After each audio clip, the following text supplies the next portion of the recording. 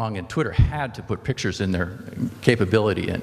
So I'm advocating, and I'm telling you that if you want people to read your stories, read your posts, get a picture, get a visual. Okay, that's the old way. We don't want it to look like that. We want it to look like this. Okay, these are a few that I took yesterday. Twitter, Instagram, Facebook.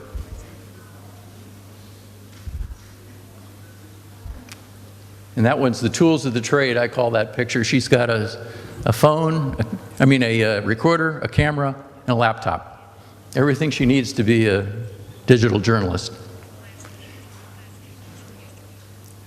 Okay, now here's the point. Visual journalism, it's storytelling. Whether it's one picture or whether it's a group of pictures, it's storytelling. We need active photographs to tell the story. Pictures that actually engage the reader. Pictures of people make the issues real and relevant to the readers. That's what when you want to connect with people, you photograph people to tell the story. You look for that storytelling image that connects the reader. It's engagement. Okay, now here's an example of a Washington Post story that was done it's on Syrian refugees, and they called it Refuge.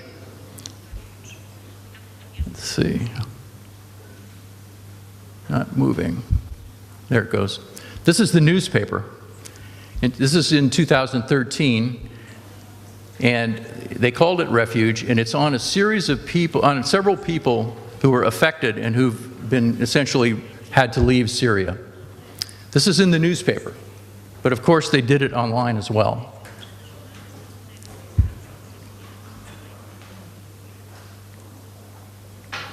Not sure why it's...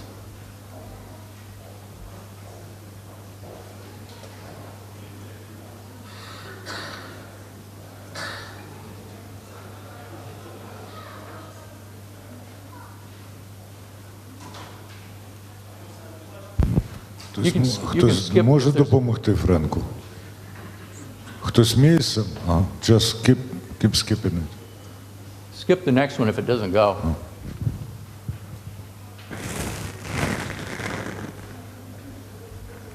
Перейдіть до наступного. Чи там взагалі застопорилися?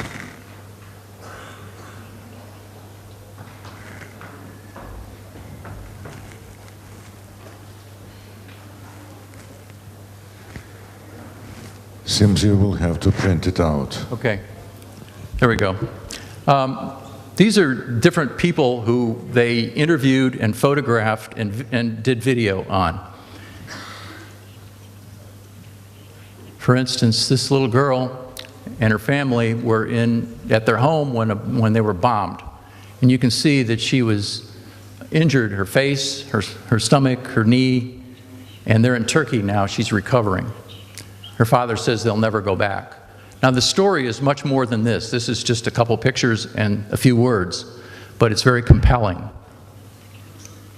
This is another person. He was an engineer, he ran a company, and now he's working at a sewing machine. This young woman became a bride in a refugee camp. Her husband saw her on the street, their mother got them together, and they got married. I don't know what their future will be like.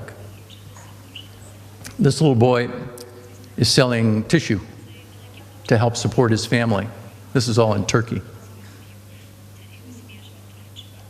Okay, now this is something that photojournalists, is kind of a slogan for us. It says, the reader sees before he ever reads and may never read if there's nothing to see.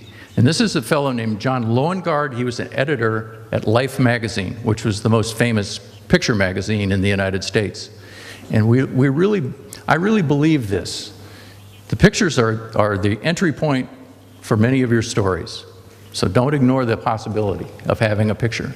Okay, now here's the question. I've been telling you that you need pictures, but how can you get them? How can you get a picture? Okay, first of all, you can make pictures yourself. Learn how to take good pictures.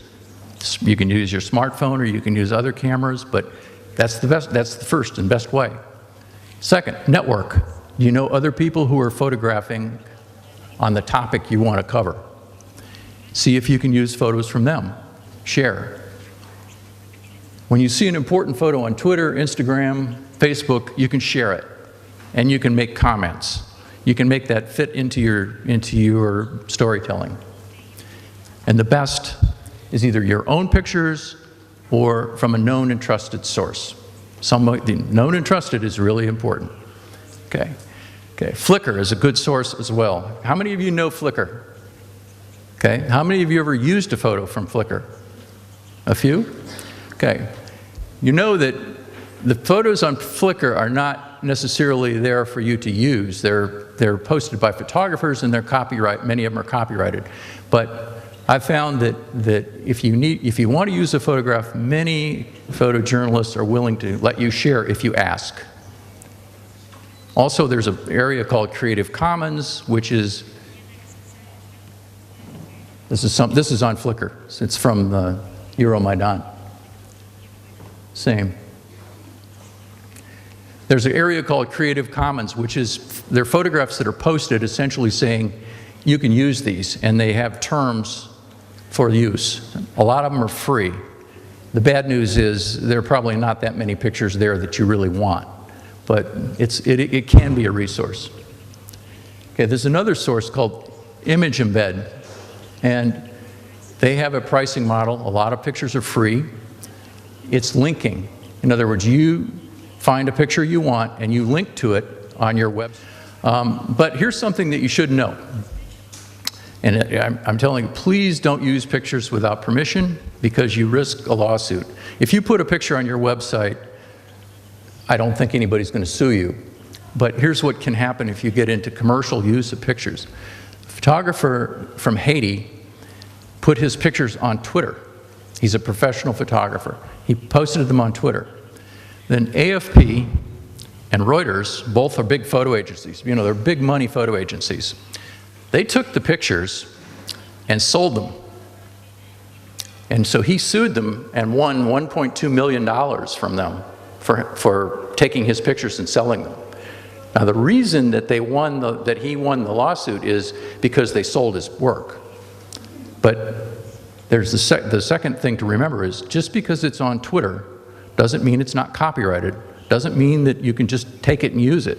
There are a lot of pictures there that could have great value, and people want to put them out there just for information, not for you to use. So be careful with that. Okay, now, citizen journalism. We're all journalists, and some of us are citizen journalists, and it's changing what we do. It means that the tools of the trade, you know, I just showed a picture of that. The tools of the trade are readily available. And you can pack what you need into we call it a backpack. You can pack what you need to do your job into a small case instead of 30 kilos. And it doesn't cost much. One of the barriers to covering big events in the past was the cost. $30,000 or $40,000 worth of equipment. Okay.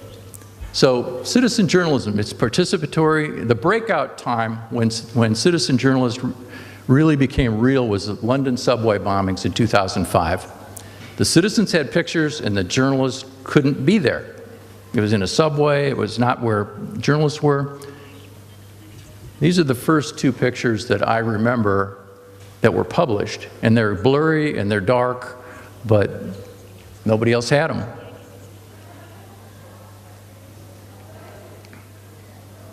This is another one. Perhaps you remember this. This is the Neda, the young woman in Iran who was shot by a sniper during demonstrations. Have you seen this picture? It's actually a video. Are you familiar with this? No? Okay, this really became a big incident because she's dying there. In the video, she's dying. And here's the point. This is a crucial moment in Iran's history. She was shot by a sniper.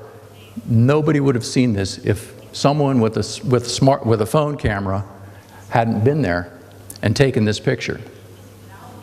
is that it's actually, if you think about this, we'd never know if a citizen hadn't made this picture. And it went on the internet before anybody could do anything about it. That's citizen journalism. It's not YouTube, it went on YouTube, but CNN and the other networks used it. It also has it also does something that's called democratization of photography. That means that one of the best professionals in the world can be using their camera, and you, with your smartphone, can compete on equal ground using social media, using Facebook, using Twitter, using Instagram especially. And young people are making their name using smartphones and taking pictures by getting liked. They get lots of likes. People, in other words, in the past, when you wanted to get a reputation, you had to print a portfolio of pictures and you had to take it around and show people. Today, you can make your name in social media. Okay, this is one of the things that we always remind ourselves, but this is a great camera. It's really great, but I don't have it with me every minute of every day. This is a really good camera, and I do have it with me every minute of every day. And because of that, there are opportunities to get little moments, special moments in your everyday life, or maybe a big moment, a news story, because you have this. Okay, software. Now, everyone probably knows Instagram. I'm not sure whether you use it. How many use Instagram? A few? Okay, it's really a good platform, and it's dedicated to pictures, and you'll find that if you do a little searching on Instagram, you'll see some really good work. I wanted to mention software that you can use to improve your pictures. One of them is Snapseed. Any Snapseed users? Okay, take a look at Snapseed, because it allows you, there's a filter, or not a filter, but there's an adjustment in there called ambience. Ambience. And it allows you to open up shadows it'll change your pictures, but it doesn't alter the content, it just makes the picture better. The other one is Photogene, and it's the most comprehensive of any of the apps for photos. It even has what's called XMP, but you can get the data, the GPS data. You can actually tag your photos.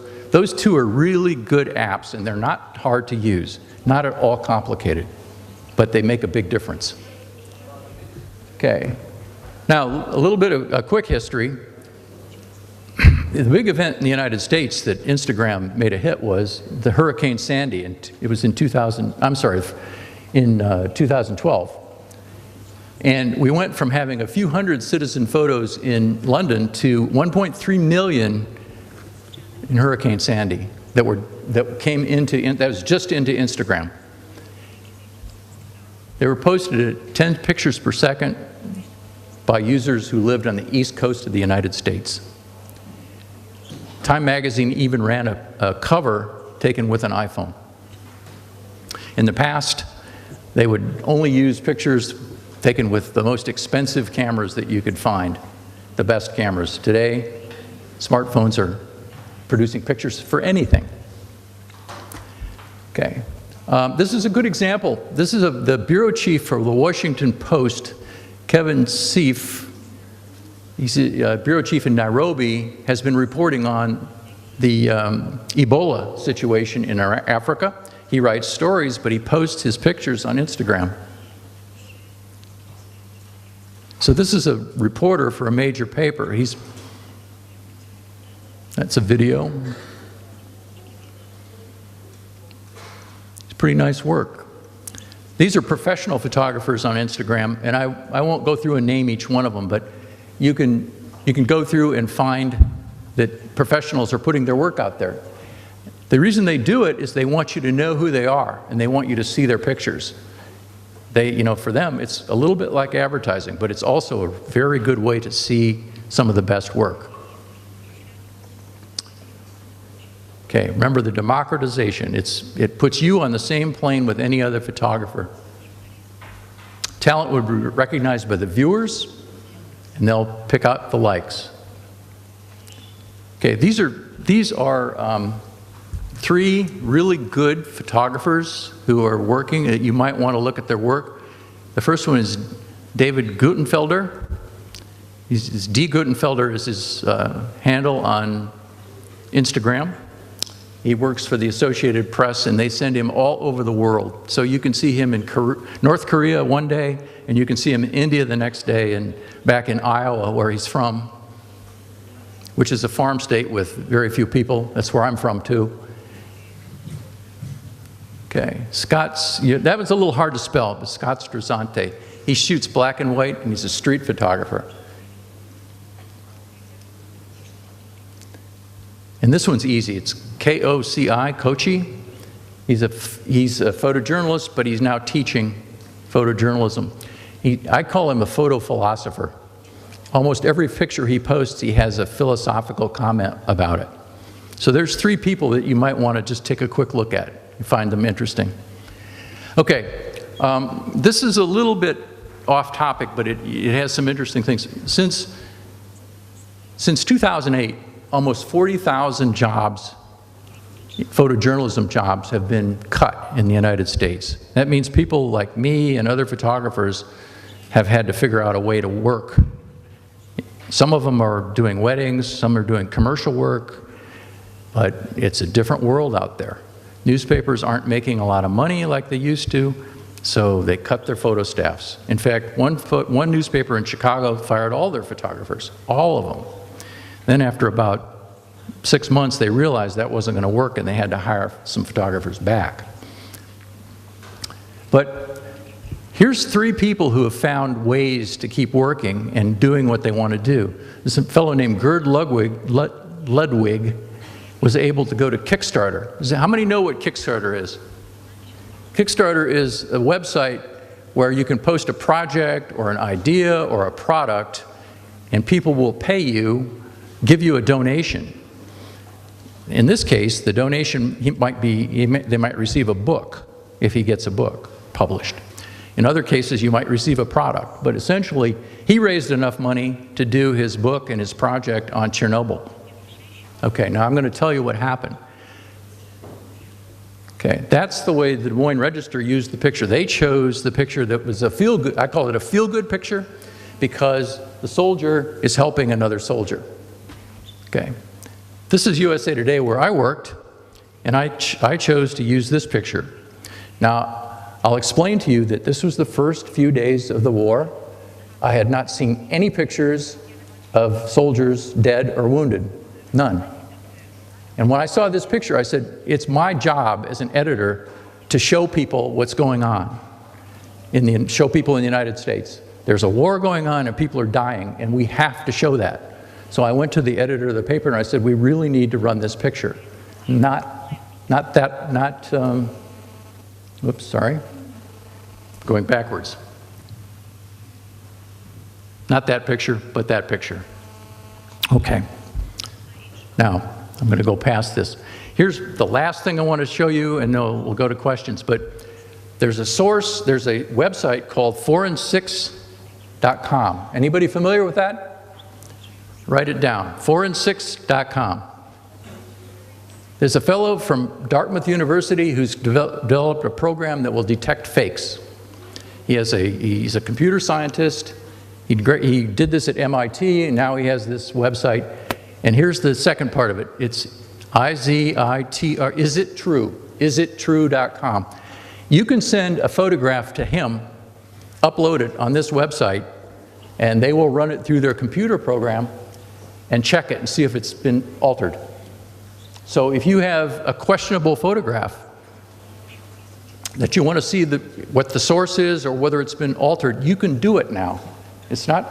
Today it's not a matter of having only experts analyze pictures. He's made it possible to go beyond that. And this site it's a beta site, but it'll be ready. And I know this guy, and he's really got something here. Okay.